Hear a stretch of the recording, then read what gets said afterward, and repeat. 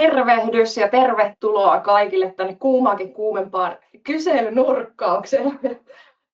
Mä kävin vähän meidän osallistujalistaa läpi ennen tätä aloitusta ja siellä näytti olevan ihan täysin uusia tuttavuuksia muutamia, niin otetaan ihan nopea kertaus tähän alkuun siitä, että kuka ja mikä on Ecobio. Yes, eli me ollaan tehty jo vuodesta 1989 uraauurtavaa kestävän kehityksen konsultointia täällä Suomessa, Saksassa ja sitten sen lisäksi myös tuolla Pohjoismaissa. Ja tuosta 15 vuotta ollaan kehitetty jo kestävän kehityksen ohjelmistoa Ecobio-manageria ja siellä pystyy hallitsemaan sitten kestävyysraportointia, hiilijalanjälkilaskentaa, EU-taksonomiaa ja näiden lisäksi tietysti vielä varmistamaan, että on vaatimusten mukainen niin säädösseurannan palvelun avulla ja sitten myös hallitsee kemikaaleja tuolla kemikaalihallinnassa. Tänäänhän meillä on siis agendalla tiukka 30-minuuttinen ajankohtaiskatsaus uusimmista ESRS-luonnoksista. Minä olen Laura Kujala, mä olen Ecobio-managerin kasvujohtaja Suomen päästä ja mulla on kaverina täällä tänään Mari Sillanpää, joka työskentelee täällä meillä Ecobiolla konsulttina pääasiallisesti nimenomaan kestävyysraportoinnin ympäristössä. Ja sen lisäksi olet Suomen tilintarkastajien sertifioima ESG-raportoinnin asiantuntija. Kyllä. Mari on nyt opiskellut nämä EFRAGin julkaisemat ehdotukset ESR-standardeista ja on nyt tänään kertomassa meille selkokielellä niiden sisällöstä ja mitä nämä nyt oikeasti toteutuessaan tarkoittaisi. Ja meidän jako on tosiaan nyt sitten tänään senmoinen, että meikäläinen kyselee ja Mari vastaa. Ja siitä oikeastaan aasinsiltana pidemmittä puheitta, niin aloitetaan ensimmäisestä kysymyksestä ja ehkä myös pienenä kertauksena kuulijoille. Eli siis mistä tässä kaikessa nyt on kyse ja miksi me oikeasti ollaan täällä tänään keskustelemassa tästä asiasta? No niin, kiitos paljon Laura. Ja tervehdys vaan kaikille sinne linjoille omasta puolestanikin. Kiva olla täällä tänään vähän avaamassa tätä ajankohtaista aihetta.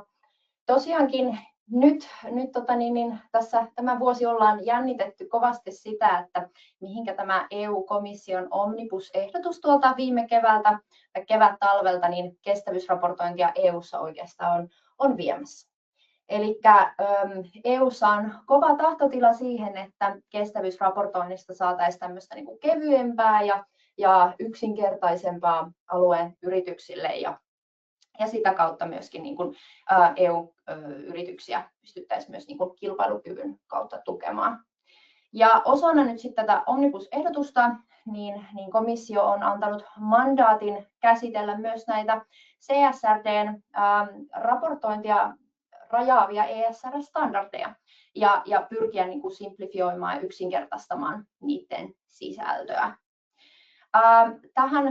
Tämän mandaatin on saanut tämmöinen toimielin nimeltä EFRAG, eli European Financial Reporting Advisory Group. Ja tosiaankin he ovat laatineet tässä sidosryhmiä kuullen tänä syksynä ja kuluneen kesän aikana myöskin niin ehdotuksen nyt sitten EU-komissiolle siitä, että miten näitä standardeja voitaisiin yksinkertaistaa. Nämä standardiluonnoksethan siis julkaistiin tuossa 3.12. eli parisen viikkoa sitten. Tässä nyt sitten askelmerkit ovat seuraavanlaisia, että ne on tosiaan luovutettu EU-komissiolle ja komissio nyt sitten näiden pohjalta tulee julkaisemaan tämmöisen niin kuin uuden delegoidun asetuksen siitä, minkälaisiksi ESR-standardit nyt sitten tulisi muotoutumaan.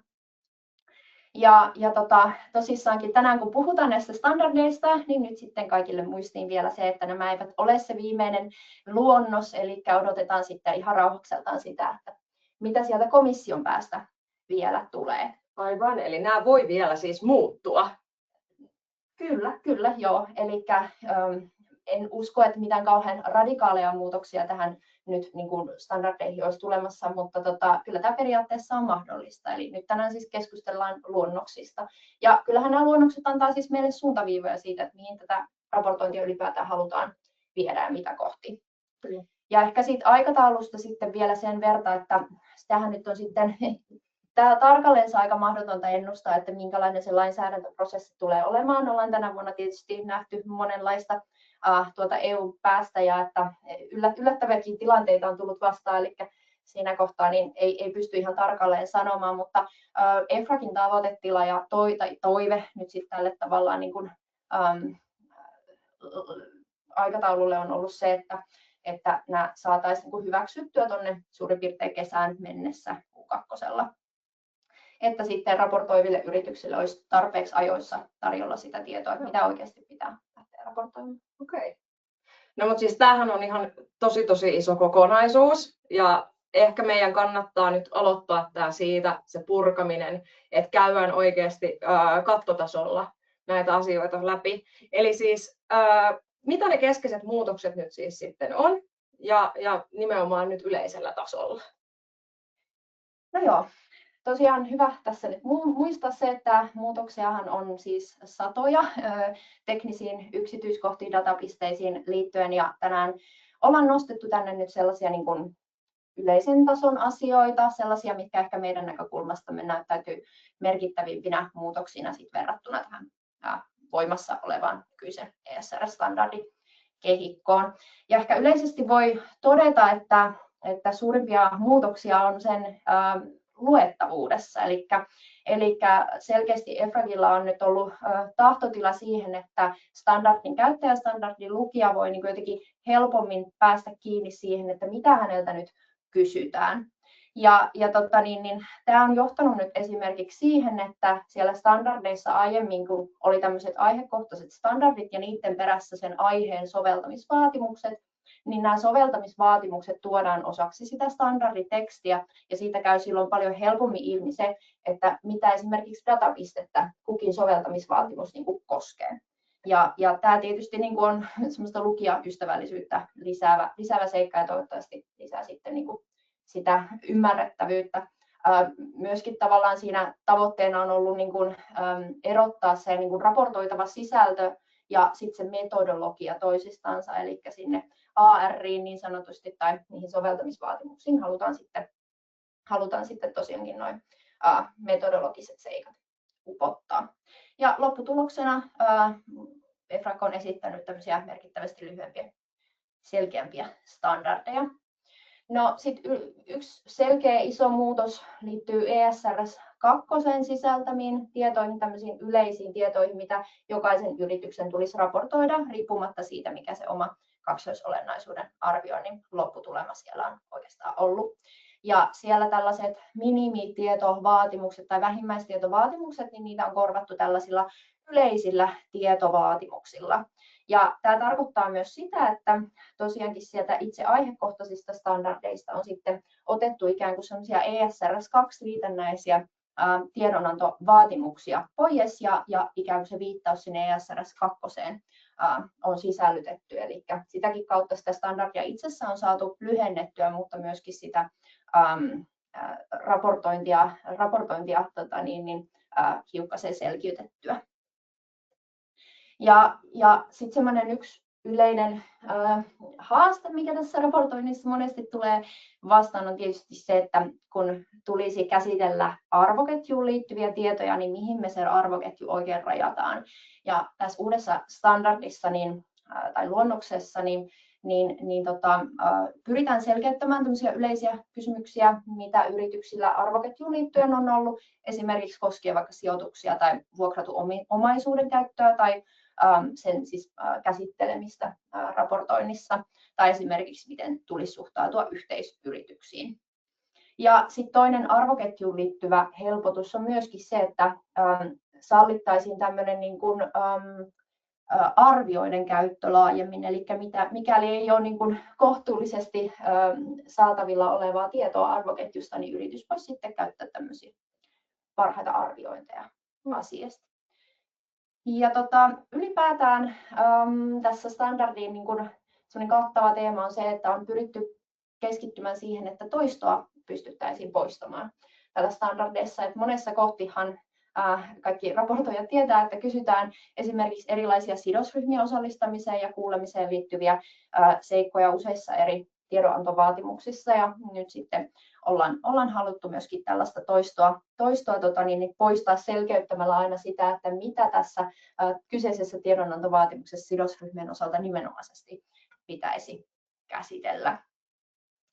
Ja vielä mainitsen sellaisena viimeisenä yleisenä seikkana myöskin sen, että siirtymäsääntöjen käyttö, niin siihen on tulossa lisäaikaa ensimmäisen aallon raportoijille ja toki nyt sitten myös heille, jotka aikanaan raportoinnin piiriin tulee. Että tällaisia yleisiä huomioita. Okei, no ja pelkästään jo yleisiksi huomioiksi, niin tosi paljon muutoksia ja selkeästi sinne sisältöön ja rakenteeseen nyt oikeasti isoja juttuja tulossa, niin sanotusti. Paljon nyt puhututtaa tuolla somessa ja muualla ja myös meidän asiakkaiden keskuudessa nimenomaan nyt se, että ne datapisteet on huhujen mukaan paljonkin vähenemässä, eli miten ne datapisteet nyt sitten muuttuu? Joo, no se on varmaan, siitä tuntuu kun on seurannut yleistä keskustelua, että se on se niin kuin yleisin asia, mitä näistä uudistetuista ESRS-standardeista on nyt, tai luonnoksista on haluttu nostaa esiin, eli sieltä on ihan merkittävä määrä nyt sitten EFRAG pyrkinyt poistamaan sitä raportoitavaa tietoa. On nähnyt vähän useampia lukemia, mutta ehkä tämä 61% on nyt se yleisempi lukema. Joka tapauksessa siis merkittävä määrä datapisteistä pyritään niin kuin poistamaan tai on ehdotettu poistettavaksi sieltä standardista. Ja sitten tavallaan jäljellä jäävää tietoa, niin siellä on käyty vähän supistamassa ja yhdistelemässä tiettyjä tietopisteitä sitten.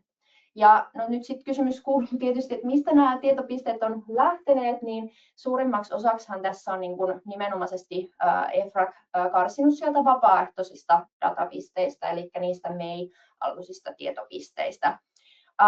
Näiden osalta nyt ihan niin kuin, ne ei täysin haudattu, vaan nyt puhe on ollut siitä, että EFRAG haluaisi julkaista nämä tämmöisenä niin kuin, soveltamisohjeena tai tämmöisenä guidance-dokumenttina eriksensä, eli täysin lopullisesti näistä ei välttämättä nyt tarvitse sitten luopua. Mutta näitä poistettuja datapisteitä, niitä on tietysti kaikissa teemakohtaisissa standardeissa.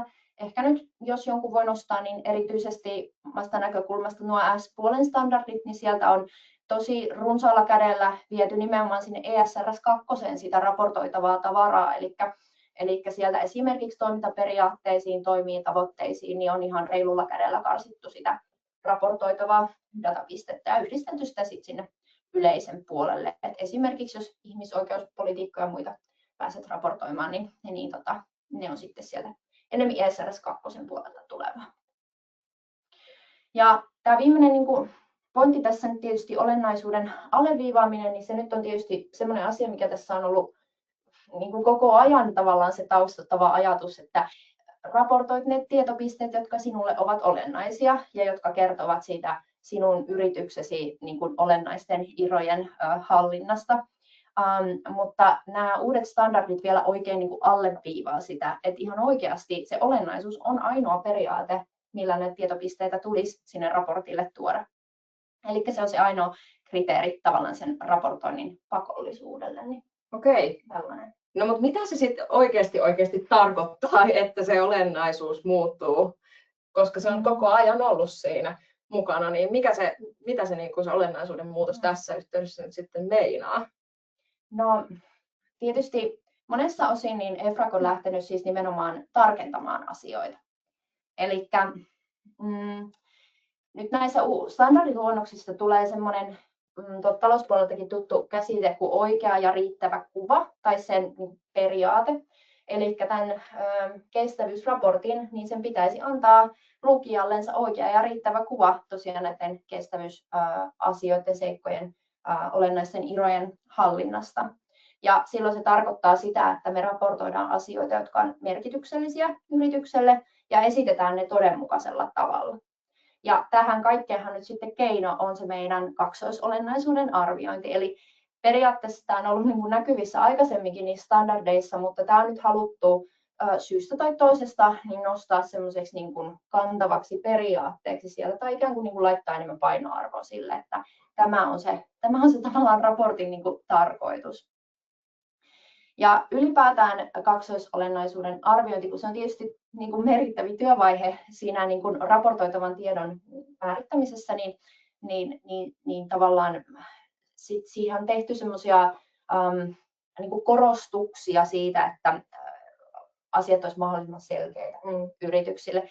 Esimerkiksi tämmöinen konsepti kuin tiedon olennaisuus, eli tarkoittaa käytännössä siis sitä, että raportoitava tieto täytyy olla sellaista, että se antaa, että sen poisjättäminen ei vaikuttaisi ikään kuin sen lukijoiden tekemiin tai raportin käyttäjän esimerkiksi rahoittajien tekemiin päätöksiin, ja että sidosryhmät saa siitä sen tarvittavan kuvan niistä yrityksen kestävyysirojen hallinnasta.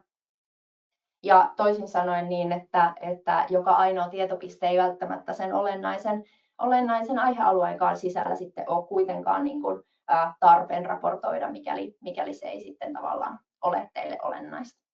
Ja tähänhän nyt sitten vielä tuodaan se, että myös jatkossa tuo ESRS 2 sisältämien datapisteiden arviointi kaksoisolennaisuuden kautta tulisi olemaan mahdollista. Eli sielläkin saisi käyttää tavallaan sit olennaisuuden niin kuin, linssin niitä raportointikokonaisuuksia. Ja ylipäätään sit, niin kuin metodologiasta sitten tuodaan ilmi sitä, että kaksoisolennaisuutta voi arvioida hyvin monella erilaisella tavalla. Ja siellä tuodaan nyt sitten ilmi se, että sekä tällaiset niin kuin bottom-up että top-down lähestymistavat, eli lähestymistapa sitä kautta, että ensiksi määritellään näitä vaikutuksia, riskejä ja mahdollisuuksia ja sitten arvioidaan niiden olennaisuutta, tai sitten, että arvioidaan ensiksi tavallaan näitä kestävyysteemoja ja sitä kautta lähdetään siihen arviointiin, niin nämä kaikki on ihan hyväksyttäviä arviointimuotoja.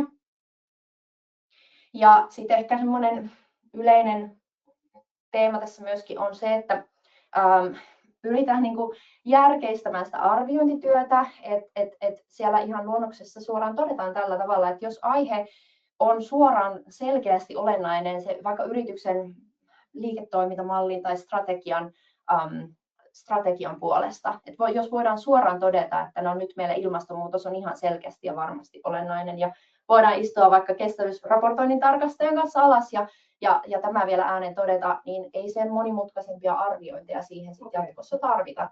Ja sitten tämä arviointikehikko, mikä tuolla standardeissa annetaan, niin kohdistuisi enemmänkin siihen, kun meillä ei oikein ole käsitystä siitä, että voisiko aihe olla olennainen. Eli tällaista myöskin niin kuin on tosiaankin suunnitteilla. Okei, eli vähän niin kuin maalaisjärkeistämistä myös siihen arviointiin. Joo, right. No mutta hei, nyt kun puhutte tuosta kestävyysaiheistakin, niin eikö sinnekin tullut jotain muutoksia? No kyllähän sinne tuli. Eli moni varmasti raportointia tehnyt muistaakin sieltä ESRS 1 liitteistä löytyvän kestävyysaiheiden listauksen. Ja siellähän on tehty vähän sellaista tiivistämistä noiden osa-aiheiden ja osa-aiheiden kesken, eli niitä on siellä jokseenkin yhdistelty. Mutta sitten siellä on ihan semmoinen niin kuin maininta tavallaan siitä, että se rooli, mikä sillä listauksella on aikaisemmin ollut ikään kuin tämmöisenä sitovana aihelistauksena yrityksille, niin se rooli muuttuisi tämmöiseksi ei-sitovaksi osaksi sitä standardia. Enemmänkin semmoiseksi niin kuin ajatuslistaukseksi siitä, mitä yritys voisi esimerkiksi sitten käydä siinä arvioinnissa läpi. Ja tämähän sitten tarkoittaa käytännössä sitä, että sitä fokusta tullaan siirtämään enemmän tavallaan siihen, mikä se yrityksen oma arvio olennaisuudesta ja niistä aihepiireistä myöskin on. Voiko johtaa sitten jopa siihen, että enemmän niin kuin yhteisökohtaisia aiheita raportoitaisiin.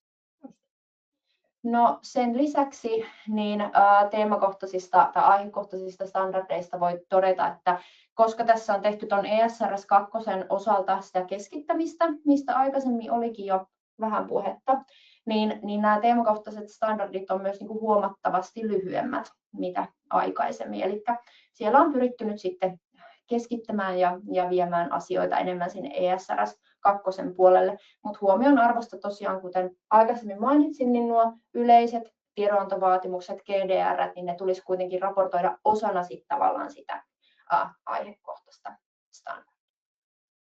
Ja tässä tosiaankin tavoitteena on edelleen se, että kun sitä toistoa halutaan sieltä sitten poistaa sieltä standardeista ja keventää taakkaa. Yes. Kiitos.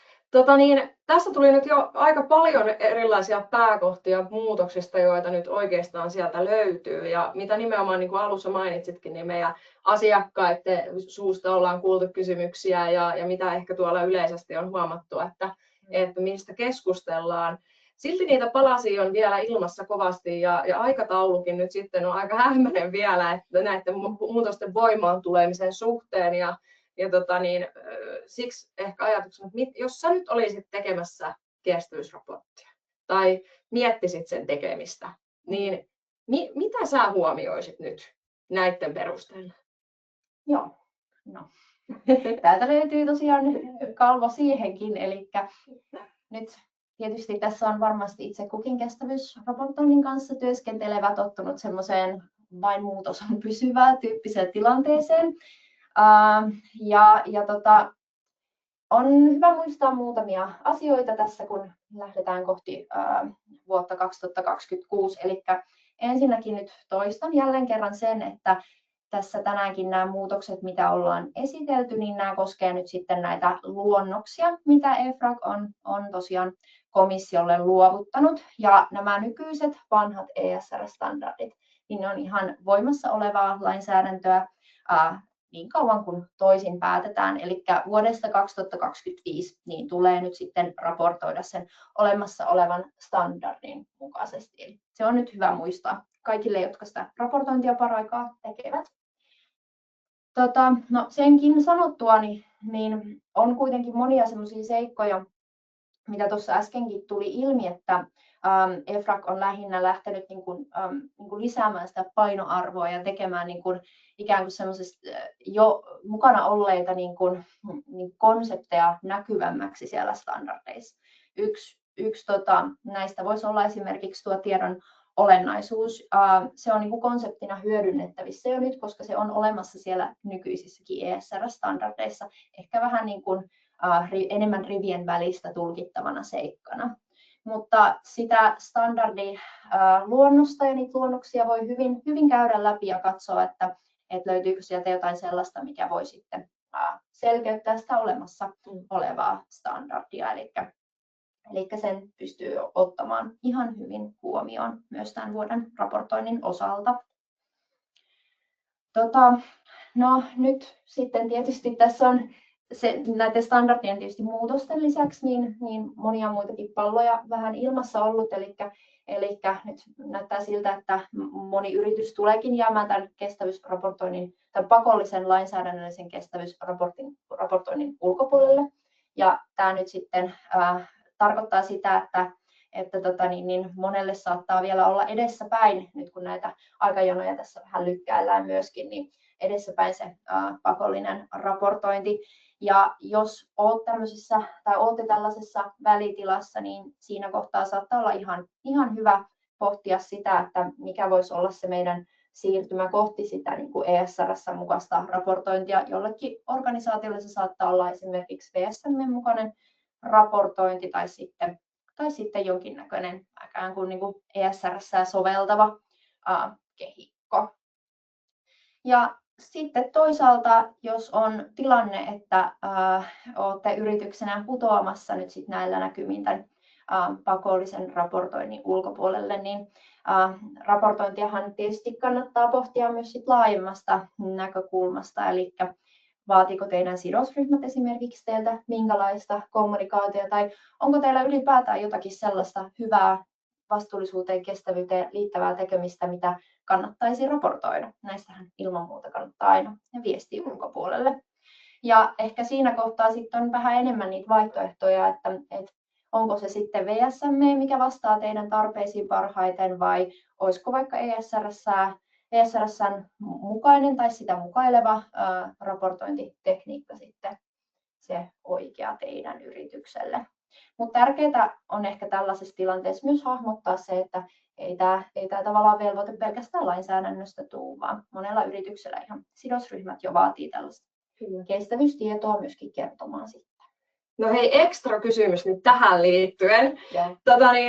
Mä oon käynyt paljon asiakkaiden kanssa keskusteluja, ja erityisesti nyt sellaisten kanssa, jotka on mahdollisesti tippunut tästä pakollisen raportoinnin piiristä, tai sitten ei ole raportointivelvoitetta vielä ollutkaan. Ja siinä aina aika ajoin nousee kysymys siitä, että mitä jos me ei käytettäisikään esimerkiksi tuota VSM tai standardia siellä taustalla sen raportoinnin taustakehikkona. Mitä mieltä sä oot tästä ja onko tämä ylipäätään järkevä vaihtoehto?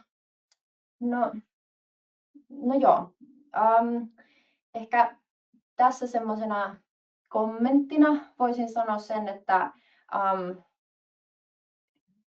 sille on syynsä, miksi on tämmöisiä standardoituja viitekehikkoja. Jos sä raportoit vaikka VSM Comprehensiven mukaan, niin mä voin päätellä, että siellä on todennäköisesti laskettu Scope 1-3 päästöt esimerkiksi. Mutta jos puhutaan tämmöisestä niin kun ilman mitään selkeää standardia tehdyistä raporteista tai suunnitelmista, niin niilläkin voi tietysti olla paikkansa, mutta ehkä sellaisessa niin kuin tilanteessa, missä halutaan niin kuin selkeästi viestiä siitä vastuullisuustekemisestä, niin se ainakin jonkinnäköisen kehikkoon niin kuin viittaaminen ja sen oman raportoinnin rakentaminen, niin se on niin kuin fiksua tekemistä. Tähän tulee tietysti sekin näkökulma, että näissä kehikoissa meillä on niin kuin valmiina ne kysymykset, mitä ikään kuin näissä standardeissa halutaan tai mitä tässä raportissa pitäisi tuoda ilmi. Eli sitten ei tarvitse täysin myöskään niin kuin tyhjän päälle lähteä rakentamaan, missä siinäkin tietysti menee niin kuin resursseja oman määränsä. Ehkä niin kuin tollaisilla ajatuksilla. Okay. Kiitos. Ja kiitos hei myös teille, ketkä olette siellä ollut kuuntelemassa meitä. Sen verran haluan pienen mainospuheen pitää tässä, että meillähän on keväällä tulossa siis yhteinen tapahtuma EFRAGin kanssa. Ja me kuulutaan tällaiseen Friends of EFRAG-ohjelmaan ja sitä kautta me saadaan EFRAGin puhuja tänne meille. Ja siellä tulee olemaan myös muita huippupuhujia, joten nyt on aika ehdottomasti tilata meidän uutiskirja, jos sitä vielä et ole tilannut, koska sinne tulee sitten ensimmäisenä tieto tietysti ilmoittautumisesta ja se yleensä on rajallinen, niin kannattaa jäädä ehdottomasti siitä kuulolle. Meitä myös kiinnostaisi hirveästi tämän jälkeen, kun te saatte palautekyselyn, niin kuulla, että mitä olette mieltä tästä konseptista. Voimme paljastaa, että tämä oli ensimmäinen tällainen kysy ja vastaa konsepti, niin ilman muuta halutaan kuulla palautetta teiltä ja että mistä aiheista mahdollisesti tällaisia lyhkäisiä olisi kiva kuulla jatkossa. Ja sen lisäksi tietysti niin verkostoidutaan LinkedInissä, käykää laittamassa mulle ja Marille connection-pyyntöä. Me voidaan mielellään jatkaa juttuja vaikka siellä, tai laittakaa meille viestiä, soittakaa, niin voidaan myös ottaa lyhyttä myytteä sitten. Mä otan ehdottomasti Marin sinne mukaan. Minun kanssa ei kannata pelkästään näistä jutella näin hankalista asioista. Mutta hei, me kiitetään teitä ihan tosi paljon siitä, että olitte meidän kanssa täällä. Ja, kiitos. Kiitos. Hauskaa joulua kaikille.